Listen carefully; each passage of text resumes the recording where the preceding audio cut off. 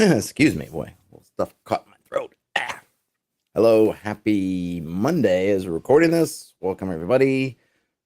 Thanks for joining. Let's see. Right off the gate, a good question from Idris Abdullah says, "Can anyone tell me what bushcraft means in the context of hex crawls?" So yes, I can attempt to. But I guess first, well, I guess let me start with that question. So yes, what is bushcraft? To me, bushcraft is about all the elements of essentially making your way in the wilderness, camping, moving around. You're essentially your survival ability. If in fifth edition and systems with skills might have a survival ability, I think fifth edition I think just has a survival ability. In 3.x, I think I remember remembering correctly, they had survival, and you'd pick the terrain: survival desert, survival forest, all these different survival games. It's kind of just an umbrella term for just living, surviving in the wilds. The first time I heard it in kind of a role playing context was in the Lamentations of the Flame Princess rulebook. The term they had, their version of the basically that survival skill, was called bushcraft, and so everybody could have it.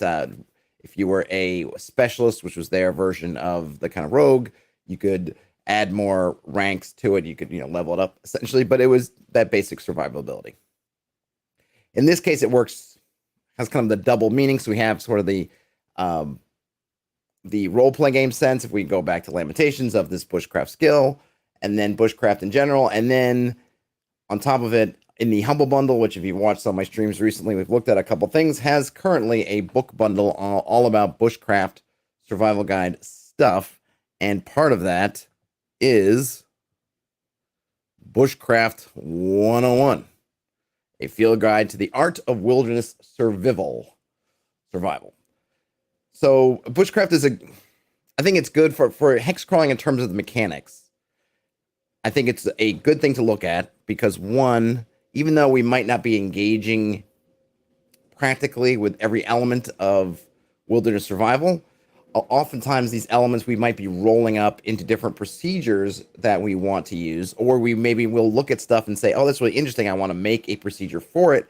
And having some idea about what the tasks are, what do people really like to do to survive in the wilderness? I've gone camping, but really just sitting still, go to a campsite, hang out for a couple days, come home. I've never tromped out on some kind of trail and then camped. Certainly I've never been out on some kind of wilderness expedition, so I don't know everything that is entailed there. And if I'm going to ask my players, or I want to add some mechanics, or I just want to be able to explain to them, I think the example I brought up the other day, which I'll repeat here, is okay, hey, I'm using a time system for the wilderness. I'm going to say, let's call it 3 hours. So multiple shifts. I think a lot of folks use that term shifts, or some other kind of whatever you want to call your time scale. And I'm going to say, okay, 3 shifts, 3 hours in a shift. And, divide that. That makes 6 shifts, or 7, 8 shifts. Hello, math. 8 shifts in a day for a total of 24 hours. And the party wants to, they've been traveling along, and I say, okay, now they want to make camp. And I'm going to say, all right, this is now in 3 hours. You're going to spend this shift making camp.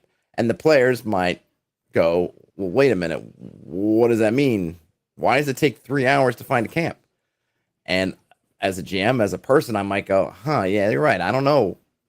Why does it take 3 hours? Why does it take an hour? Why does it take more than 5 minutes to find a camp?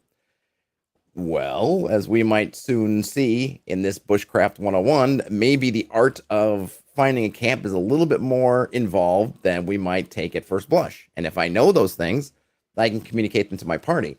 If I want to create some procedures around that, say if I want to add a die roll and say, okay, you can use the whole 3 hours, which will basically get you covered, but use the whole shift, or you can use some segment of that, but then that segment is going to, if you use segments less than a full shift, then that introduces some type of randomness, and we want to see what we get, what we don't get. It'd be nice to know kind of what those things mean. So that is my pitch on Bushcraft, if that makes any sense at all. Notice here, one of the things, I bought the bundle. I bought the bundle this morning, and you can see here, I bought the full Monty, which has 31 items. Not all of these are going to be great for our purposes in terms of gaming, but there's a lot of things you could find stuff in if you want more information on foraging, if you want more information on fishing, heck, if you just want to grow your own vegetables, do those other things. But in terms of hex crawling and role playing game type stuff, I think there's at least a few of these books that you'll find interesting stuff. Maybe I'll do another one. We'll look at the weather book. We'll see how long it takes us while we go through here. The one I don't want to call it an issue, but one thing to be aware of is you may notice that it's pulled up in my Kindle app. Actually, I don't think I want to be in full screen. Hold on, because I need to see the table of contents. And some of these books, in fact, the majority of these books don't have PDFs. And I looked online for how to convert. I think you can get them in Mobi format, which I think is what I'm looking at here. Also in the EPUB format. But only a couple of the books come in PDFs. And there are workarounds and things I didn't feel like messing with it. So I think this is the Mobi version, which is I want to say is the Kindle version. Idris says, awesome, because I always struggle with leading my players through actual survival stuff when we play. Yeah, and I totally agree with you, Idris. And it can be tough if we haven't done it ourselves and we haven't seen lots of movies. And a lot of times in movies, this is exactly the stuff that gets glossed over. You know, they're tromping through the woods and, you know, kind of wipe some kind of transition, and then they're sitting in front of their camp. Everything's all set, and they're camping. You don't usually think about, well, how did you get from tromping through the woods to that campsite? It seems like, no brainer. You just pull over to the side of the road and then do that. But there might be more stuff involved. Now, there's a whole section about gearing up, about your pack, your tools, rope, cordage, webbings, all this stuff. I'm not going to cover those here because, at least for this video, since I'm talking more from the GM's perspective, I don't care about this stuff. Maybe, though, if you wanted to look and see about usages of rope and all these things, I think rope is really one of the sort of unheralded essentials of survival, at least in terms of real world stuff, is having rope, because there's just so much stuff you can do with rope. But we're going to, and of course, combustion is important, but we're going to skip over here to In the Bush, which I think is going to get us into stuff like this. And I did happen to look at this page before, so I knew this was coming. So here we get in the kind of stuff which I think will be meaty for us. Setting up camp, navigating terrain, trees, tramping and processing game. I don't know how much of this is geared around forestry and how much is geared around just kind of any kind of terrain, because obviously if you're in the desert, you're not going to find a lot of trees or dead wood or things like that. And if you're in potentially you're in a wetlands area, you might find plenty of trees and stuff, but not much dry stuff in terms of doing. So we'll see if they get into the exceptions or whether this is geared more towards you're lost in the forest or what. So take it from there. So I'm also not going to, I'm not just going to read, word for word. I'm going to kind of pick our way through. So if you're here in the chat and you see me miss something, then let me know.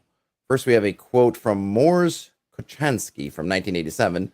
Shelter provides a microenvironment that supplants inadequate clothing or allows you to shed cumbersome layers, especially when you want to stop moving or when you want to sleep in cold weather. Shelter also enhances the effect of a warming fire. So clearly here, they're highlighting the importance of shelter, which is something you communicate to your players. If you want to do something like I've seen some systems do, and something that I think I want to look at for myself, is basically having a range of positive effects if you can align a number of conditions of camping. For example, if camping at all, finding a flat place to sleep, you might see your minimum camping is you need to be finding somewhere reasonably flat to lay down. So you can't camp standing up. You potentially could camp yourself tying to a tree, but you're probably not going to get much rest. Whatever. You can figure out whatever you want with that. Then you might think the next thing is, like I like to think for me, in terms of my game, you don't heal hit points on a rest, your sort of overnight long rest, whatever you want to call it, if you don't have a fire. So that would be number one. So you want to have a fire. Or you want to have somewhere reasonably flat or something you can reasonably anchor yourself to, which usually be something flat to lay down on. To fire. Here's the third one. It might be, okay, can you make a shelter? And you might judge as the GM, make up a rule, say, hey, if you lay down somewhere, you get a fire, that's your first thing. If you can get a shelter, since the shelter enhances the effect of fire, maybe you say, all right, if you heal 1 point, if you can lay down next to a fire, you can heal 2 points overnight if you can get that shelter going. And then maybe you might say 3 points if you eat something hot. You can kind of think about those things. And I think there's a real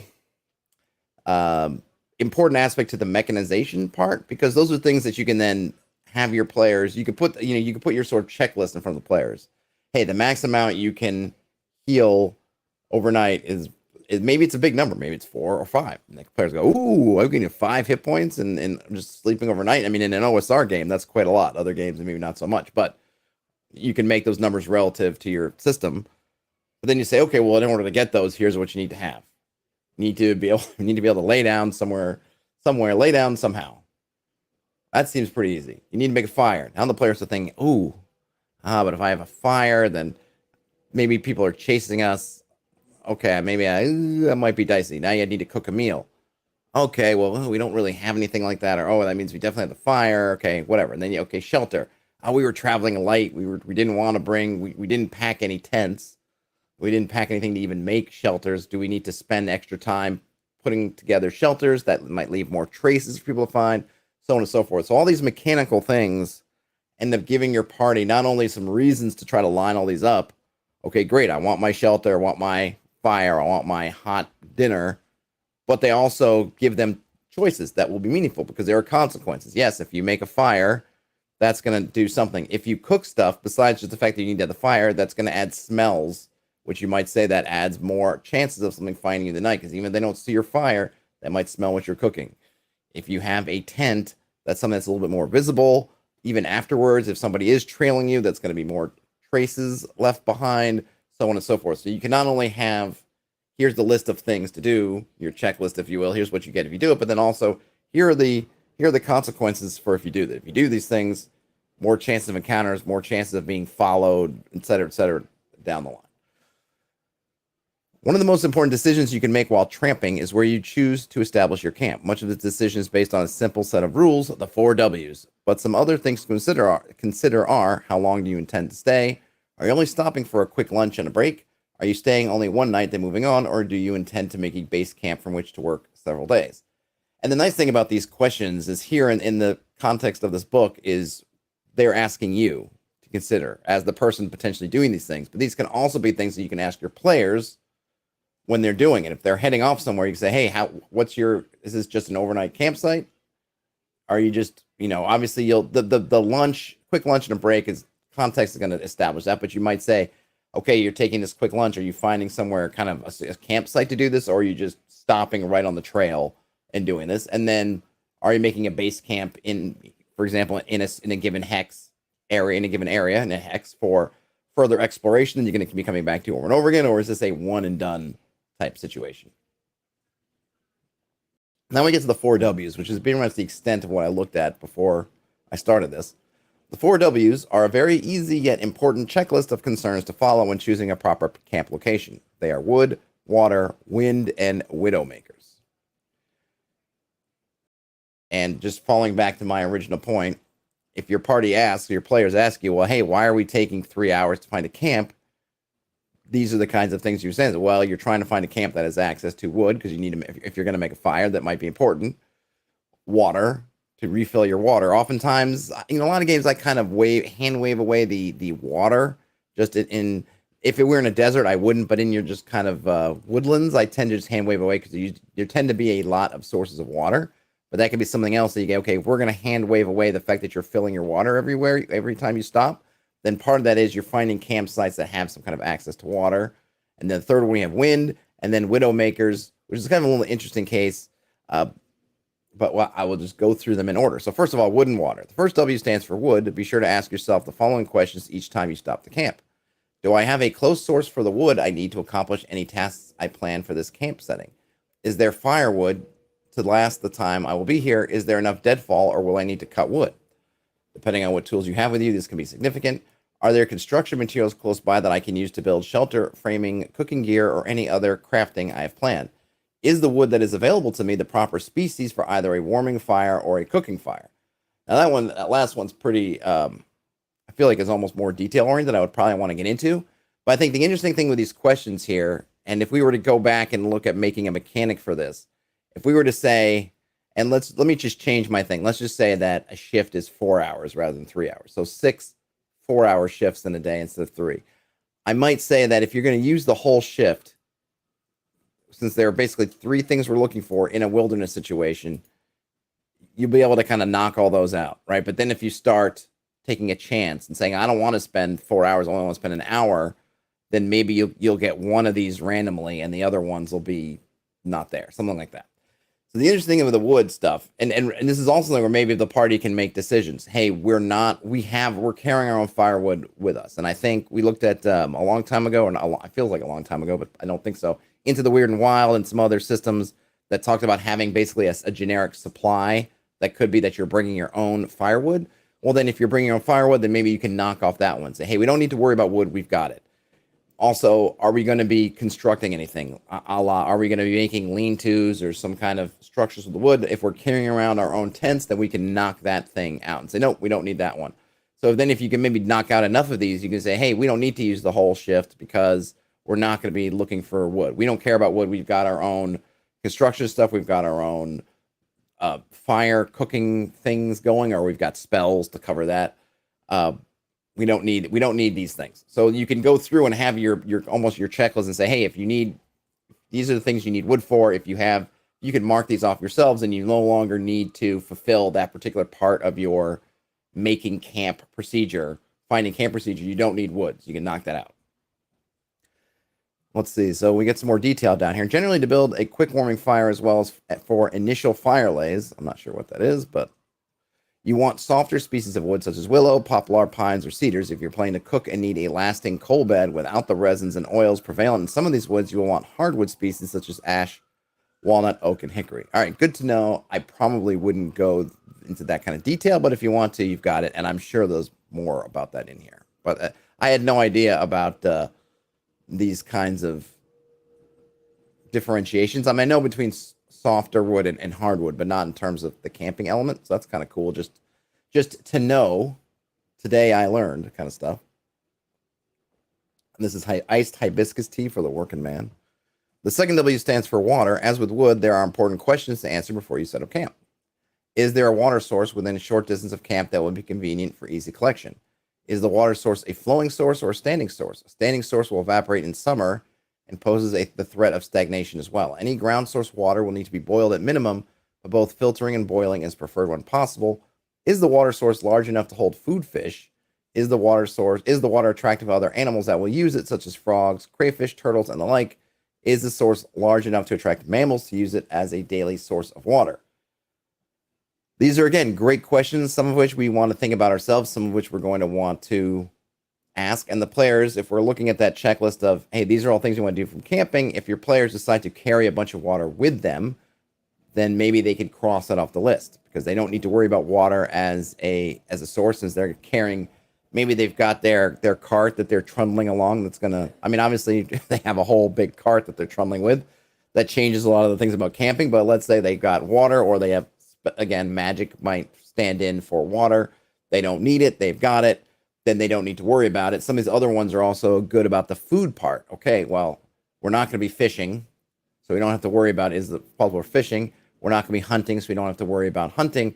So then they can make the determination, do we need to find a source of water, or are we good for this campsite?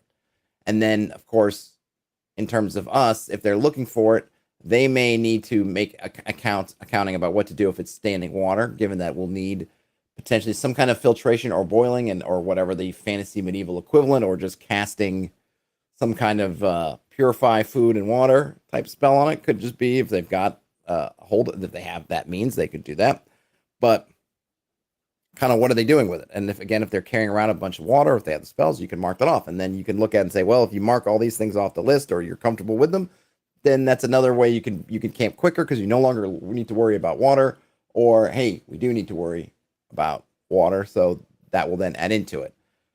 And it seems like here they're looking at kind of a generic forest-based wilderness. So clearly in a place like the desert, there just isn't that water around. And then you just have to deal with the consequences of either you have water yourself, or what starts happening if you don't have water. Wind and Widowmakers. The third W is wind. Wherever you choose to camp, wind is a concern both for the threat of fires running out of control and for the ability to combat or take advantage of convective breezes. That's interesting. You'll also want to consider wind when pitching or flying a tarp, as the wind can blow smoke from your fire into your face or shelter through the night, which becomes a huge nuisance, impeding your enjoyment of the camp. The elevation of your camp will affect the amount of wind to which you're exposed. Camping on a ridge will make you more susceptible to wind, but camping in more areas camping in low areas makes you more prone to cold temperatures. Remember that warm air rises and colder air sinks. For this reason, you should choose middle high ground if feasible. This is mostly, I think, for our benefit, though the party can, and you could think about other reasons in kind of your fantasy wilderness why you might want to be upwind from something or downwind from something else. Probably we wouldn't have to think of really something mechanical about the smoke in people's faces. It's as they said, it's more of a nuisance. It's probably not going to prevent you from getting enough rest to be recuperative, but you can make that choice. But interesting that they talk about it, and maybe more about the hotter, the warmer, and the cooler air, colder air. That sure, if you want to get somewhere low to the in a kind of a vale or valley or some kind of sunken area in terms of avoiding detection and other things, it's great, but it's colder. So you may, depending on the climates around you, that colder might be bad, or it might be good if you're somewhere super hot. You may want to get low because that hot air is rising.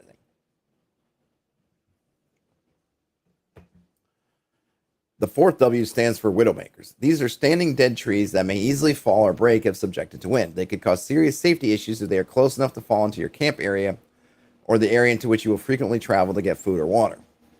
So this is interesting, and of course it's very much forest dependent. If you don't have trees around, you don't have to worry about dead trees like this. I always wonder about that because I'm up the kind of forest that I'm usually in, or even just in general the wilderness I'm in, is kind of the northern U.S. sort of forests in New York State, New England, and we see a lot. I see a lot of trees that I don't know expertly enough, but they seem like they're either just flat out dead. I mean, that you can kind of tell for the most part, or not in a good state. And then you see the ones that have kind of fallen, partially fallen, and whatever. And I've always thought, like, how often do they fall? How often do they fall? Has anybody had one hit them on their head on this trail when they've fallen? And it will be an interesting thing especially if you're looking at that wind factor and the party's like, I don't care about wind and I don't care about this other part. Maybe you even put it together into kind of one sort of mechanics type thing. Hey, do you want to worry about wind and wind issues? Yes or no? Maybe you roll something and like you roll a 1d6. I wouldn't make it a high number, but you could, hey, roll 1d6. And if you roll one, maybe one of the things that can happen in kind of you get some high wind blowing through there and something falls. Because I've certainly been walking on trails and I've heard the wind and then the creaking, and you don't know whether it's just a branch or whether one of these big dead trees is starting to give way just that little bit. So good stuff. All right, next section we have here is camp hygiene. Once you've chosen a camp location, you will need to think about hygiene needs in the form of waste disposal if you're camping for longer than one night. Urine as well as defecation. Defecation. Should be kept far away from water sources. Both need to be kept away from camp so as not to invite bacteria and critters. Urine is a simple issue. You can just walk 20 steps or so in the opposite direction of camp and water sources and do the business straight on the ground or against a tree. Doing the other business, however, can require a bit more work if the stay will be longer term. If you're only there for a short period, you can simply dig a hole about 8 to 10 inches deep when the need arises and fill in the hole when finished, allowing everything to decompose naturally. If you're staying longer, a small, elongated trench may be in order. Dig this trench a bit deeper with each visit. Cover the deposit. With subsequent visits, you will move down the trench a bit at a time. Any group, including more than one person camping for a few days, will require more elaborate systems such as several trenches in different areas. All right, so maybe not what we always think about, but at least in terms of camping for more than an overnight is what are you doing? What are you doing with all the waste stuff? Something you can have fun with. Certainly it comes into playing into that kind of camp positioning. You could have fun with if you're camping, if you're doing an overnight on somebody's watch, something happens. Is somebody using the privy trench or however that's working? It's some nice flavor, and it could have some elements also if you want to expose this procedure to the party, and they could choose to either plan it out or not. Then there might be some interesting things if they don't, such as if they're there for a longer time, like a base camp, and they're not taking care to plan those things out. Does it get in their water supply and add bacteria? Are animals attracted to it or other things in a bad way? So it's another element that you can use if you want to. I just spilled tea on myself. What's the matter with me? Or, you could just use it for some flavoring. Personal hygiene. For personal daily hygiene, I usually use the bandana in my pack combined with ashes from the fire to create a quick solution that is antibacterial in nature when a bit of hot water is added. To make this solution, add white ash from hardwoods to water in a ratio of 3 parts water, 1 part ash. I've washed my clothing in the same solution. It will do a pretty good job when you're out of soap. Oh, that's interesting. That's kind of, let me highlight that. Let's see. Wait a minute. Oh. Ashes from the fire to create a quick solution that is antibacterial. This is more your flavory stuff, right? I don't expect somebody to memorize it, but if you ever wanted to demonstrate to someone or some little bit of skill, even it's kind of a nice, if you have a ranger type, an outdoorsman type, and they say they want to do something and this little detail, you could throw it in there. It's like, oh yeah, you see, you're able to, that the ash from the fire added to a little hot water makes kind of a soap that you can use, which is awesome. Or that's something that they can learn if they have some NPC who's a trapper, tracker, outdoorsman type, and you want to impress upon them a little bit of skill, you can kind of have something. So it's good flavoring. I've kind of wondered how people kind of washed stuff out when they're camping. I just assumed this stuff got dirtier and dirtier, but clearly you can do something. And soap is something that you don't really think of people carrying around with them. So it's a nice little detail. Simple fire smoke is antibacterial nature for very short term. Standing over the fire and opening your clothing to let smoke in will kill many odors from perspiration. I'm going to highlight that one too, because that's another today I learned. Clean teeth. I generally carry a toothbrush because, in my experience, it's far superior to any plant material or chewed stick for the job. Plus, the thought of a splinter in the gums is enough to make the toothbrush more than worth the wait. When brushing teeth in the short term, warm water will do a fine enough job. If grit is needed, mix ashes with the water for this as well. All right, so we have some little things. Again, it's kind of nice flavor. Oops. All right, thank you. I didn't want to hide that. Clean and dry feet. One of the most neglected yet important matters that you must address daily is your feet. If you cannot walk, you cannot tramp. Many things affect your feet, and they need special attention so that you can maintain comfort while tramping. Boots for tramping should be well broken in, of course, and fit the needs of the environment in which you are operating. Summer boots should breathe well, and winter boots should be well insulated. Beyond this, pay attention to the socks on your feet and always carry changes with you. Wet feet, no matter what the climate, are never comfortable for long. I mean, that's the truth. Socks should be changed often when hiking. Expect to go through at least 3 pairs per day. Wow, on longer treks. If you must sleep in socks, never sleep in the ones you wore all day. I do not recommend sleeping in socks in any case unless you carry a special loose-fitting pair. Tight socks will restrict circulation and result in cold feet at night, even in a good bag. Feet should be well dried in the air or by the fire every night before turning in, and a bit of a smoke bath won't hurt either if you cannot wash them. So these are some good notes. I always see, I like this stuff because it gives you, I always like to have the party go through and do stuff like, okay, you're taking off your armor, you're doing all these things. And the question, of course, I think for the players, it often comes up as some kind of like gotcha. So that, because if there's a encounter in the night, then if you're not armored, especially if you're used to wearing heavy armor, then you can't really get it on. If you rely on heavy armor for your, I mean, in a lot of old school games, if you're a fighter, you're definitely relying on your heavy armor for your non-hit ability, and you don't have it, then it feels like you're at a disadvantage, which you are. And if you might say, well, I can put this on in a minute, but a minute is 6 or 10 combat rounds. I mean, that's the whole combat's going to be done before you're able to get your armor on.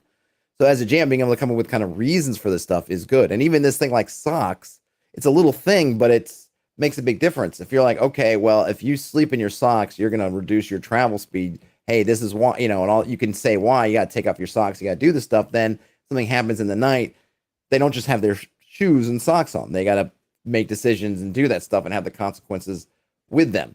And while it seems like might seem unfair, you might even say, well, maybe I can give them a bonus if they do it as opposed to a detriment, which I think would be fine. I think it's add to a lot of that thoughtfulness, which then adds back to why are we spending all this time finding the right campsite? It's so that when we do all this stuff, we're mitigating all these potentially negative circumstances. If we need to take off our armor, if we need to take off our socks, we need to do all this stuff, we need to set up fires and do all these things. How can we mitigate the risks associated with that? Is we find a really good campsite, which means we want to spend all that time finding a really good campsite and not just stopping wherever we happen to be and just dropping our packs. Ashrin says, wow, this one I didn't know. I didn't know that one either. Tarps and tarp setup. Of course, we might be using in our fantasy medieval sense anyway, we might be using more either canvas or some kind of rough and ready tent. The cover element you use will dictate how you adapt to a given situation. This is the reason why I believe so strongly in tarps and tarp tents. Even if you are using a hammock, versatility is key to a comfortable night's sleep in any given scenario. It is important that you choose or make tarps that have the maximum amount of points for tie-outs, be it by loops or actual tie-out tails. There should also be loops for pulling the tarp from the outside to increase inside space. The following instructions explain some of the most common tarp configurations. Before we begin, here's the basic vocabulary used for tarp and tarp tent pitches. When a tarp is set up without any of the fabric touching the ground, it is known as flying the tarp. This works very well for hammock type setups. So if the whole thing is off the ground, we're flying the tarp. If any portion of the tarp's fabric is staked at ground level, you are pitching the tarp. All right, so you're either flying or pitching it. To pitch a camp is to set it up, and to strike a camp is to take it down. All right, I'll have to remember that. Seems like simple verbiage, but flying a tarp. Most often, when flying a tarp, you will use a ridgeline of some sort as a main support for the tarp. The tarp can be laid across this ridgeline, either in a square or diamond fashion when using a square tarp, which I highly recommend for the most versatility. The ridge lines I use are generally either a natural material rope of 1/2 inch diameter or a piece of 550 parachute cord 25 feet long. Okay, so this ridge line is the rope, not an actual. I was thinking of like an actual like line of rocks, but no, it's they're talking about the rope. This length will give you plenty of room in case the trees are farther apart than desired. Follow these instructions for a foolproof setup. Tie a bowline knot at one end of your. Okay, I'm not gonna go through these, but so basically you're gonna tie a knot, a bowline knot, then an overhand knot, and you're gonna pass the rope around a tree, and then feed the tag in through. Yeah, I'm not okay. So this I'm not gonna go through the particulars, but that's so basically, I guess if you want it, if you need it, if you just want your own for your self edification, how to do a fly out, right? That was, or what do we call it? Was that a fly out? Flying the tarp, yes. That was flying it. Now I have a lean-to. You can build a simple lean-to with either a rectangular or square tarp by attaching two opposing corners to a ridgeline. That again, that's the rope, not a line of rocks. And then staking the other side of the tarp to the ground with stakes. The most important thing to understand here is that the pitch or angle of the tarp controls important factors such as how much heat will be held in and whether rain easily enters from the front. And then we have a diamond or plow point shelter, which is one of their favorite and quickest. Attach one corner of the tarp to a standing object such as a tree or to one end of the rope. Stake the remaining three corners to the ground, creating a diamond shaped. So you put one point in the tree, and it looks like you've kind of got, and then it's sort of fanned out like that. So you have point, point, point. This type of shelter has many advantages, especially when used with the ridgeline. It can be quickly adjusted to create a lean-to during fair weather. It is great for completing camp tasks under cover from the sun and gives 3-sided cover at night or during inclement weather. All right, so good stuff. Not quite what we need. Tarp tents. Okay, so I'm gonna do that, and now we get to ground cloth. A ground cloth of some kind will come in handy not only as a moisture barrier, but also as a convenient place to set yourself or your gear off the direct ground. Yeah, I can definitely. It's nice to have some kind of ground thing. Ian says knots on knots on knots. Yep, exactly. Don knots especially. So ground cloths, you can fashion any scrap material that is waterproof. Yeah, I think that's a detail we probably, in terms of our camp, setting up camp and whatnot, probably can skip. Just hand wave that away. Firecraft, here we go. Fire making is the most important skill for any woodsman to master. With fire, you can warm yourself, dry your clothing, and make your water potable. These are the simplest of the things you may need from your fire on a daily basis around camp, but its usefulness goes further than any individual piece of kit. You'll need fire to cook your food, to create needed ash, to char materials for future fires, and to keep away the boogeyman in the middle of the night. Hey, and this is a little bit of a joke, but not a joke to your adventures. Oh, by the way, something else I want to mention. I thought of it a minute ago before I forget. One of the other things that getting into these systems or getting into this kind of granularity, even if it's just describing the stuff that we're abstracting out in terms of mechanics is when you look at these things, when your magic user, if you have one, or cleric, starts to pick up, or druid, I suppose, or any other magic using class, starts to pick up some of these little utility spells, like purify food and water, like being able to create a fire that lasts. All these things then simplify and not only do they simplify their procedures for the group, but because you've established these kinds of regimented practical steps you need to do, when they start to pull out these spells, it's a reason for them to use them, to use up their spell slots, to engage with them. It also is going to make them feel good, because you might think of, oh, well, produce fire. What's the good of that? Oh, what a boring spell. I'm not blasting people to smithereens.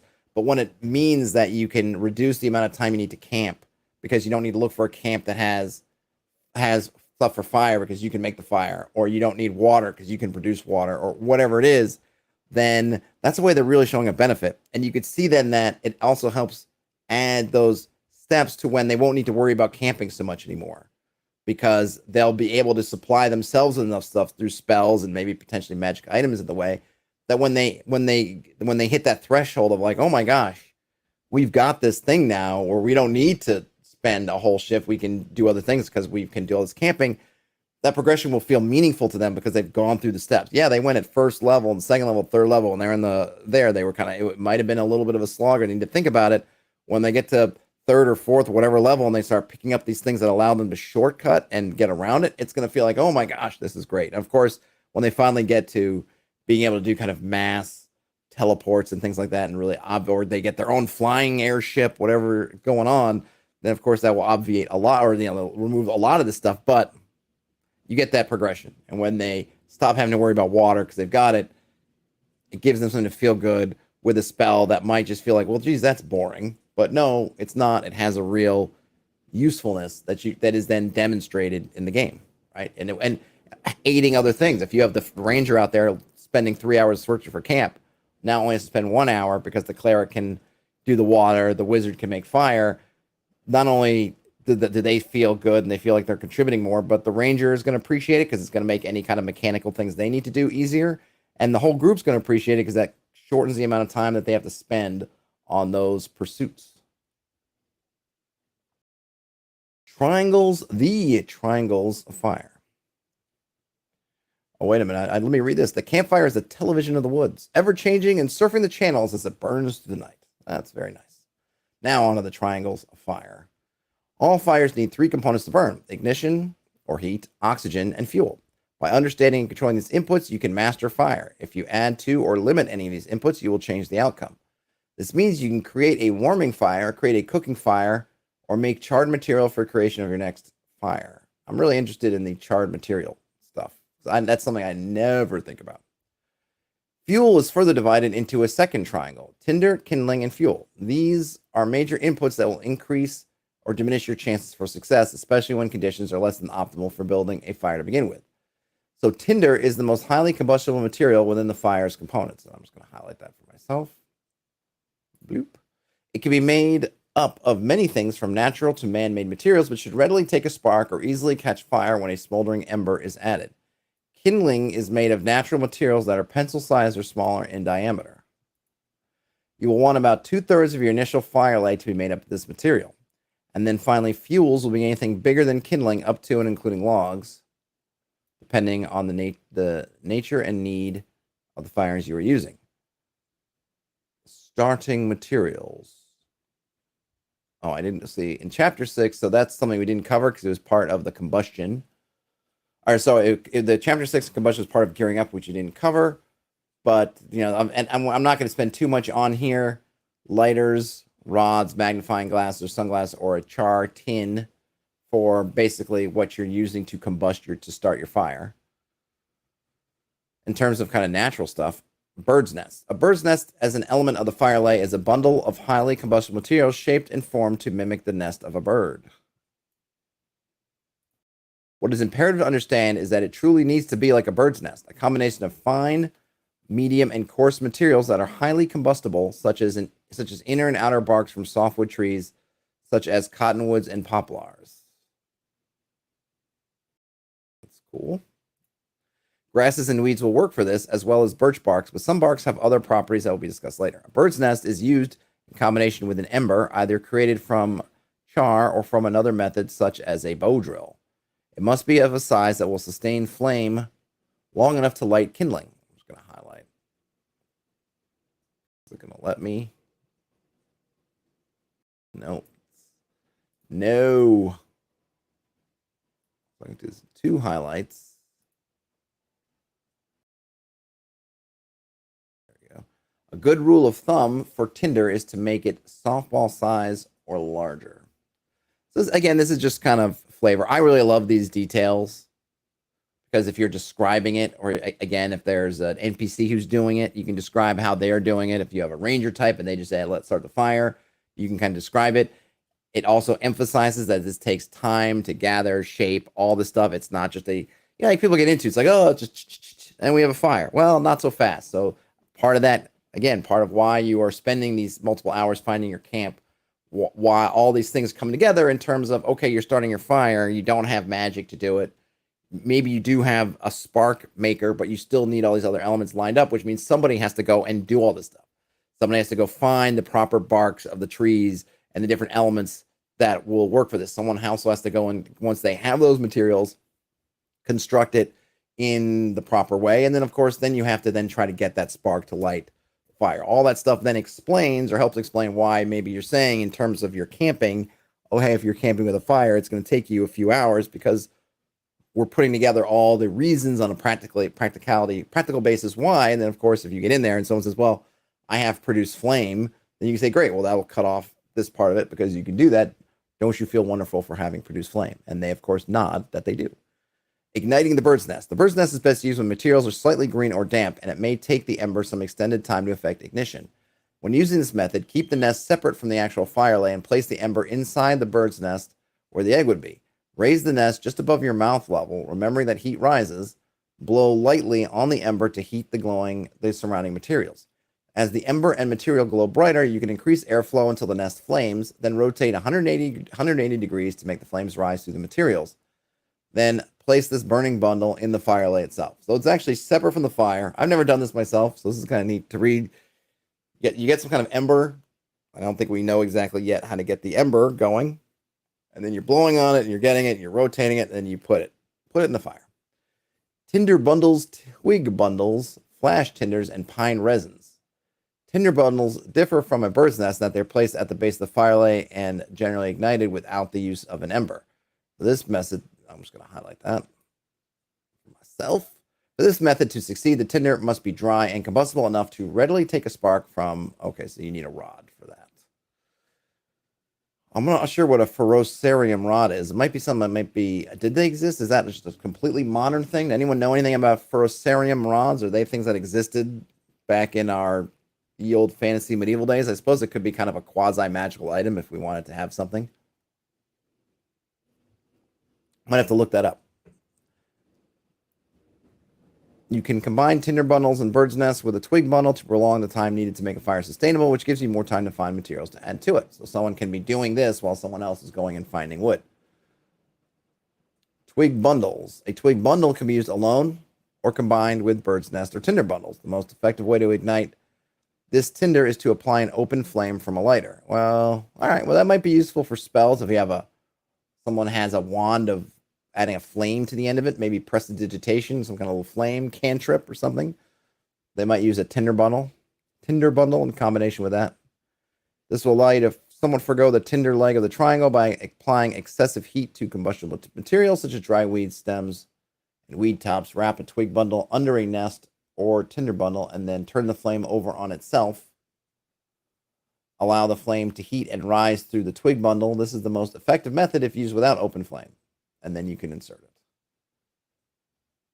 Some plant materials, what we call flash tinder, they contain volatile oils that will readily combust, but because of the fine fibers involved, they will burn very quickly, and the flame is short-lasting. When these are combined into a bird's nest, they can be very effective. They can also be used in tinder bundles. That's kind of cool. I don't know if that's maybe too practical for our usage, but it's another good piece that we could use for flavoring. Many trees have natural oils and resins that act as accelerants. This is a bushcraft tip. These can be very useful as bark and wood will have a much longer burn time than plant fibers. The two most significant sources for your purpose are, I'm just going to highlight that, are birch barks and pine resins. Both of these require different types of processing.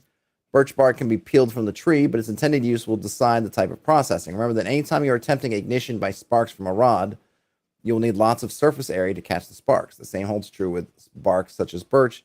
You will need to shred it as finely as possible to expose many surfaces that can be ignited by sparks. If you have an open flame, the bark will readily burn straight off the tree. That's interesting. Pine resins can be used in lots of ways. The dripping sap from a wounded pine is highly flammable, and you can simply spread it onto dry material and ignite it with a rod or flame. Oh, that's also interesting. These resins will also settle in the tree itself, creating what is called fat wood, pitch wood, or lighter pine. Most pine trees have resin-soaked areas of the wood at any place there is a joint, for instance, where a branch comes out of the tree. On dead pine, the resins will run to the bottom toward the roots. Standing dead pines are the best for this wood, but a fallen dead pine can hold good resources as well. This wood will smell of turpentine and is very combustible with open flame. However, you could further process it to make it even more useful for a fire kit. Scrape this resin-laden wood with the spine of your knife, creating a pile of fine shavings. The shavings will combust quickly with the hot sparks from your ferrocerium rod. Create feather sticks. What are feather sticks? Shave a series. Oh, okay. I see. Shave a series of small curls of thin wood on a larger piece of stick. If this wood is fat wood pine, you'll have an accelerant, making this kindling even more powerful. All right, cool. So, feather sticks. Fire lays. What else we got here? I'm trying to see. So, are we more interested in fire lays? I think I'm going to skip some of the stuff. It's kind of fun. It's flavor, but I want to get to the good stuff. Teepee fires. The teepee fire lay is the one that I use the majority of the time to start my initial fire. It is very useful because of the updraft created, which allows oxygen to enter from the bottom and heat to rise quickly from the top. The best fires take advantage of the Venturi effect, which is updrafting. Place many sticks in a stack fashioned like a teepee, their tips touching the top with a tinder bubble or bird's nest inside the teepee so that the heat rises in the sticks. Okay, that's it. I was thinking that's kind of what. Log cabin fires, best used in optimal conditions with very dry wood. Square box of fuel with a pile of kindling and tinder inside.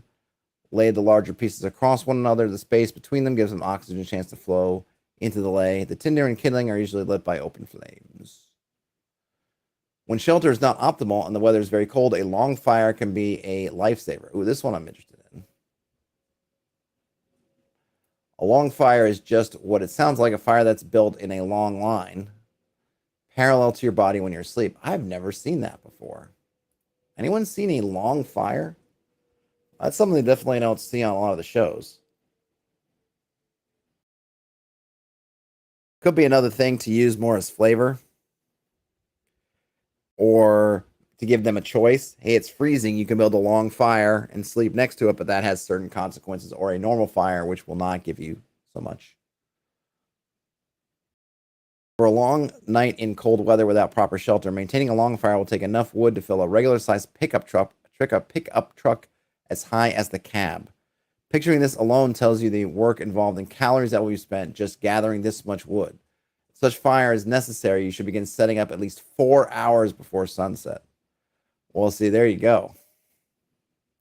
That's a lot of wood. So that's another reason where we need to talk about if your campaign or a certain area or a certain wherever your campaign is, wherever your party is going to be using this and they need to get wood, you can talk about, well, how much wood you're going to need to maintain a warm enough temperature given the conditions. And 4 hours would be one of those shifts I just mentioned. Well, you're going to have to stop early to get enough wood to keep you warm. That is a lot of wood. Dakota fire pits. If you really want to take advantage of updraft to accomplish a hot burning fire, build a Dakota fire pit. These work very well if the materials to be burned are green or damp, or if you need excess heat for a project such as pit forging. Ooh, what's pit forging? So you need to dig 2 holes approximately 2 feet apart, about 14 inches in diameter and 6 to 12 inches deep.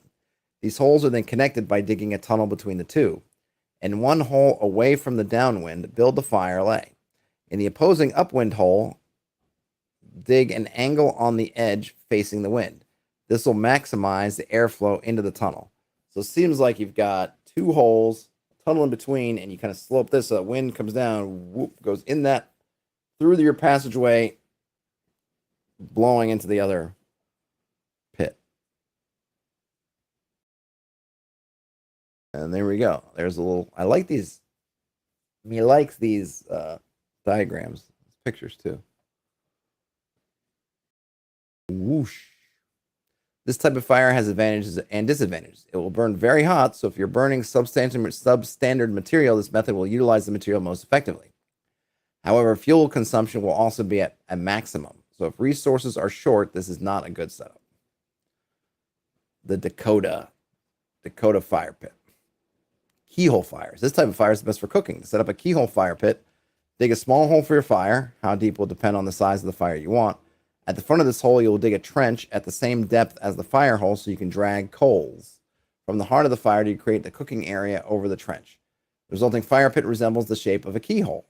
Oh, I see. This works particularly well if you're using a pan to cook with or if you're roasting your food. That's cool. So you just get some different kind of fire pits, which, you know, all this detail is nice for flavor, but again, it's all about setting up why does it take so long, or if you want to demonstrate, hey, this is why it takes a long time, because you're going to be cooking your food. You need to set up this fire pit. That takes a amount of time. You need to find enough kindling, wood, blah, blah, blah, blah, blah. This is why all your camp making, even though we're going to maybe abstract everything into a role, this is why it takes so long. And then if you want to get into more of the details, you can explain it to some people. I feel like I've only got a few minutes left. So what I'm going to do is I think we're going to have to call this part 1, because I only got 5 minutes left. And I don't want to skip over. I don't want to breeze through navigating terrains. I think that's going to be a good one. I don't want to just go through it. So I'm going to save that. I want to go to the appendix. Is there anything good here?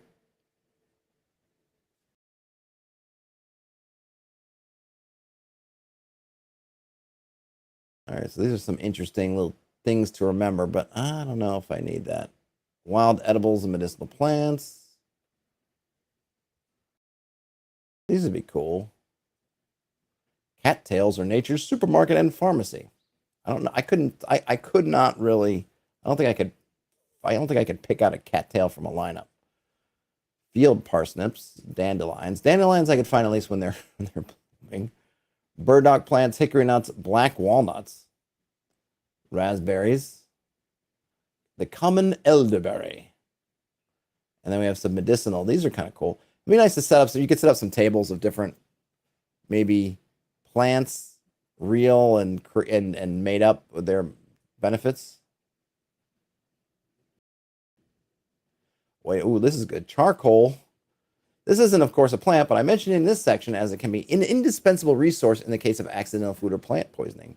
Ground in water, it will immediately induce vomiting and has absorbent qualities to remove leftover toxins in the stomach. That's super interesting, so I'm going to highlight that. Another nice detail, and of course, what a wonderful visual of having to drink this thing that will immediately induce vomiting. Cattail has a very good gel that is present at the base of the sheath when the shoots are pulled out. This gel is anesthetic and antiseptic. You can liken it to aloe, as it is great for local pain relief from burns or stings. These are things that you can use to describe when you're sending off your ranger or some other type that's got some kind of survival skills. You know, maybe, you know, if you want to have a mechanic where they're making kind of healing salves or making some kind of medicinal packs. These are the kind of things that add that detail on what they're doing. You don't need to be specific about, okay, you go find cattails, but it's about, okay, you're finding these plants that have these gels, you're putting together these kind of things. Just, you know, again, just more detail that you can add into the mix to describe it. The things you have to go find that you put together, that the player character or the NPC goes and when you're describing what they're putting together into some kind of pack or compress or salve. Mullein is a great decongestant. Jewelweed has chemicals in its juices that help alleviate the symptoms of contact dermatitis from poison ivy. Ooh, plantains can be used as a poultice by chewing the plant and then placing the macerated leaves on a sting or bite. That's a good one. If you're in kind of, I guess, some kind of tropical, subtropical zones. I love mint. Yarrow. Oh, these would be good. So this might even be a better thing for our porpoises. Using medicinal plants as a poultice by gathering plant leaves. So you have poultices, infusion teas, decoctions. But you're actually boiling the stuff instead of steeping it, which you're doing in an infusion or a wash. That's kind of cool. And then we get some more stuff about plant/tree affiliations. All these different parts. That's cool. All right. So what I'm going to do is I'm going to wrap it here pretty much. Any last thoughts, ideas, questions, answers to questions I have not even asked about this? We went through the setting up of the camp, or we went through, I guess, yes, first part of part one, setting up camp. I thought there was a lot of neat stuff in here. Some of it, it's flavor. Other things I think are things we can pull in here. I definitely want to see how I can use this stuff to add some mechanics, or, I think at worst, you can use it to explain some of your mechanics, but I really like the idea of delving into that checklist that they had of saying, here are the things, basically your perfect campsite's going to have these bits attached to it. So how much time do you want to spend finding your campsite basically will tell you whether you're able to find all of these. And in some places, you may not be able to find all of them. You want to have wood and water. If you're in a desert, you're not going to have wood and water. So those get kind of check those off the list. But then other things might be more important. I think wind, probably in the desert, probably a bigger concern. Some stuff, depending on the environments, are going to vary, but maybe generically, these are the things you're trying to find. Here's how they work. Here's how you can try to find them. And then you can figure out, okay, if you spend the full time, then maybe you're going to get as much of that as available.